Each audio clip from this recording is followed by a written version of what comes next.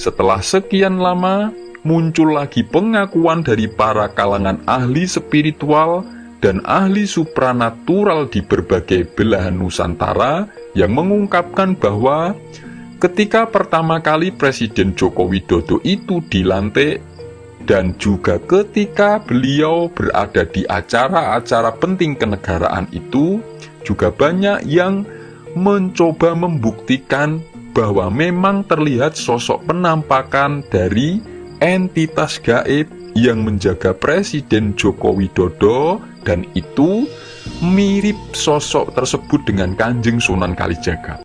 Assalamualaikum warahmatullahi wabarakatuh. Salam sejahtera, salam rahayu untuk panjenengan semua. Sedulur, bukan hanya kali ini saja Indonesia digegerkan dengan beredarnya kembali kabar bahwa Presiden Indonesia itu beberapa di antaranya mereka kerap sekali didampingi oleh sosok yang menampakkan diri mirip seperti tokoh seorang wali besar tanah Jawa, yaitu Kanjeng Sunan Kalijaga ketika berada di momen-momen khusus. Jadi, sejak di era zaman Presiden Soekarno pun banyak sekali para ahli-ahli ilmu supranatural, para ahli ilmu penerawangan yang mengungkap bahwa mereka itu melihat Presiden Soekarno itu sering sekali didampingi sosok penampakan dari Kanjeng Sunan Kalijaga. Dan semenjak bergantinya Presiden Soekarno, itu di era Presiden Gus Dur atau Presiden Kiai Haji Abdurrahman Wahid pun kembali lagi banyak para ahli supranatural mengabarkan bahwa Gus Dur pun sering kali didampingi oleh sosok penampakan seperti Kanjeng Sunan Kalijaga. Setelah itu, setelah sekian lama, muncul lagi pengakuan dari para kalangan ahli spiritual dan ahli supranatural di berbagai belahan Nusantara yang mengungkapkan bahwa ketika pertama kali Presiden Joko Widodo itu dilantik dan juga ketika beliau berada di acara-acara penting kenegaraan itu, juga banyak yang mencoba membuktikan bahwa memang terlihat sosok penampakan dari entitas gaib yang menjaga Presiden Joko Widodo, dan itu mirip sosok tersebut dengan Kanjeng Sunan Kalijaga. Baru-baru ini pun muncul lagi di kalangan ahli spiritual dan ahli ilmu supranatural semenjak Presiden Joko Widodo itu pindah berkantor di IKN yang belum genap 40 hari di IKN Nusantara. Itu banyak yang melihat penampakan sosok berpenampilan seperti Kanjeng Sunan Kalijaga sering muncul mengawal Jokowi.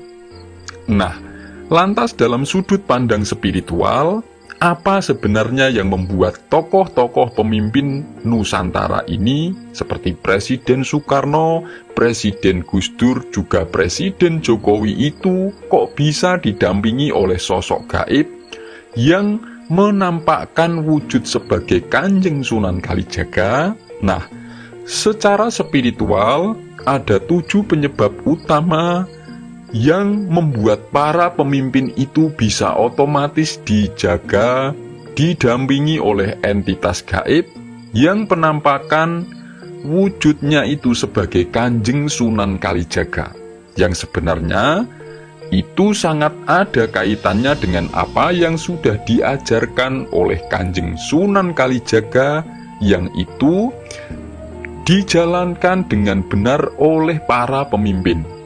Sebelum membahas satu persatu, monggo silahkan tulis komen apapun hajat dan doa panjenengan semua. Dan bagi sedulur yang muslim, marilah sempatkan tulis komen sholawat agar hajat dan doa kita semua terkabul. Nah, penyebab yang pertama yaitu sebab bisa bertapa badan atau sebab laku topo awak. Artinya, seseorang yang menjadi pemimpin di Jawa itu, dia harus bisa berbicara dengan sopan santun. Artinya setiap ucapannya itu harus baik, tidak mengandung hinaan, celaan, hasutan-hasutan, tuduhan apalagi fitnahan-fitnahan bagi orang lain atau golongan lain. Jadi, sikap dan perilakunya itu harus fokus dengan selalu mengerjakan kebaikan. Ini adalah tahap pertama dari ajaran Kanjeng Sunan Kalijaga yang ditulis beliau dalam serat suluk linglung yang harus dilakukan seorang pemimpin Jawa. Lalu yang kedua, yaitu sebab dia bisa bertapa hati, yakni pemimpin tersebut itu harus menunjukkan kelapangan dan keluasan hatinya, punya sifat yang sabar, dia harus siap dihujat, dihina, dan bahkan ketika direndahkan oleh siapapun yang merasa tidak suka padanya, itu tidak lantas dia menindas, menggunakan kekuasaannya hanya karena hinaan dan caci makian.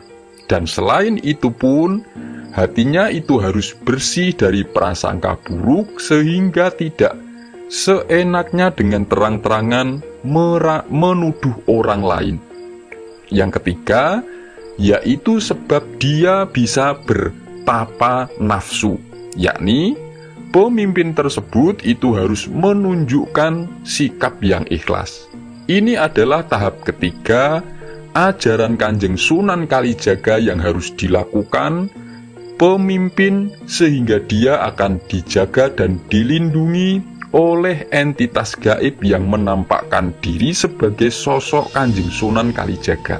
Jadi, dia itu harus siap menjalani cobaan atau resiko sebagai pemimpin negara dan harus mudah memaafkan siapapun yang memusuhinya atau dia tidak punya rasa pendendam.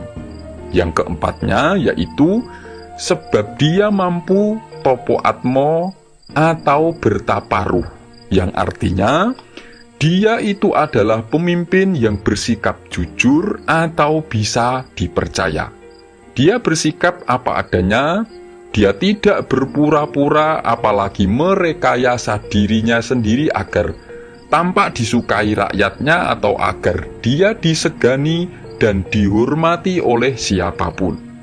Dan tolak ukurnya itu dalam serat suluk linglung yang sudah ditulis Kanjeng Sunan Kalijogo itu mengatakan bahwa dia adalah pemimpin yang selalu mengatakan apapun keadaan yang terjadi yang sesuai dengan fakta.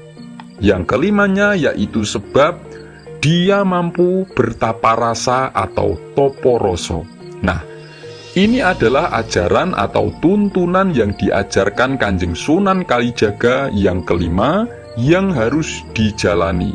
Dan ini sudah ditulis beliau dalam suluk linglung, yakni harus bisa berlaku utama, dan cara untuk mewujudkan adalah dengan sikap pemimpin tersebut itu diam, dia tidak terlalu banyak omong, tidak membicarakan hal-hal yang tidak penting, tidak membawa manfaat bagi rakyatnya. Yang keenam, yaitu sebab mampu bertapa nur atau topo cahyo, yaitu pemimpin tersebut bisa berlaku suci. Artinya, penyebab yang membuat sosok pemimpin di Nusantara itu dijaga dan dilindungi energi spiritualnya Kanjeng Sunan Kalijaga itu adalah karena dia mempunyai hati yang ikhlas, dia benar-benar mengabdi demi bangsa dan negaranya. Dia itu benar-benar memikirkan rakyatnya, benar-benar ingin menjaga kedamaian dan kemakmuran bangsa dan negaranya. Jadi bukan sekedar ingin membela golongannya sendiri. Inilah yang membuat sosok Kanjeng Sunan Kalijaga itu sering sekali muncul menjaga para pemimpin tersebut pada setiap momen-momen kenegaraan. Nah, lalu yang ketujuh yaitu sebab dia mampu bertapa hayu, yaitu bisa menjadi pemimpin yang senantiasa mawas diri atau senantiasa waspada, menjaga keseimbangan antara lahiriah dan batiniahnya. Ini adalah kunci yang terakhir yang diajarkan Kanjeng Sunan Kalijaga yang bisa membuat tokoh pemimpin di Nusantara itu dijaga oleh entitas gaib yang identik dengan penampakan dari sosok Kanjeng Sunan Kalijaga, yaitu dia dimanapun berada, pemimpin tersebut itu menunjukkan mendekatkan diri kepada Sang Maha Kuasa. Dia selalu ingat kepada Gusti Allah Subhanahu wa Ta'ala, menjadi sosok pemimpin yang taat menjalankan apa yang sudah menjadi kewajibannya sebagai orang yang beragama dan berketuhanan. Semoga ini bermanfaat.